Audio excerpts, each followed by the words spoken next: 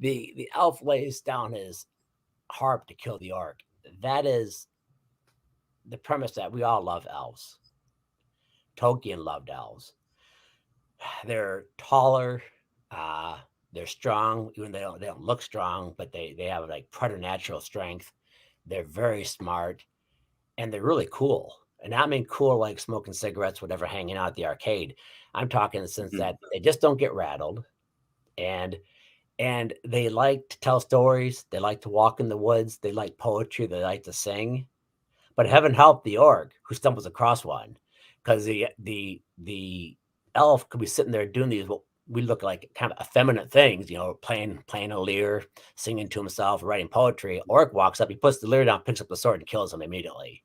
It's not even a contest. One elk versus one orc, never a contest. The elf Yeah. will kill him every time. That to me is, in McGilchrist's words, that's the elf has his right hemisphere totally in control, which is the way things should be. If you're really, really high up in the existential ladder, your right hemisphere is in control. But then the left hemisphere, if it's highly developed, can be dispatched to do its duty. So So that's the left hemisphere for the viewers, that's like the rational hemisphere, and the right rational. hemisphere It's is the the doing, the calculating, the manipulating, the control.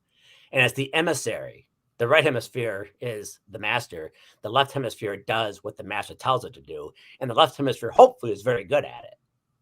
Just like in the yeah. elf, you think this guy is, well, geez, so peace. He's just, playing the harp and all these impractical things.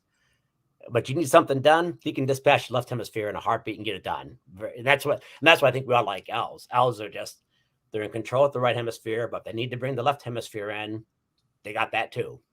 So you And kind of explained it, but the right hemisphere is like the artistic side of things, yeah, I, emotion, and yeah, and I think it's the right hemisphere that's kind of like receives like transcendence messages from Mhm. the Tao. I think the right hemisphere is more in touch with that, and that's why it should be in control.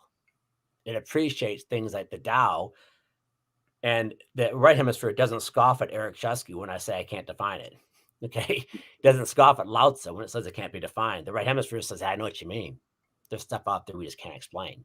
And I get that. The left hemisphere kind of scoffs and is like, well, if I can't count it, categorize it, label it, use it, I don't care about it. And the right hemisphere says, no, you better care about it. But tell you what, left hemisphere, don't worry about it. I'll take care of that. But when I call you, come running, because I might need you to kill an orc. I might need you to harvest some grain so we can make some bread. I might need you to work at the office or whatever. So that's all the two come together.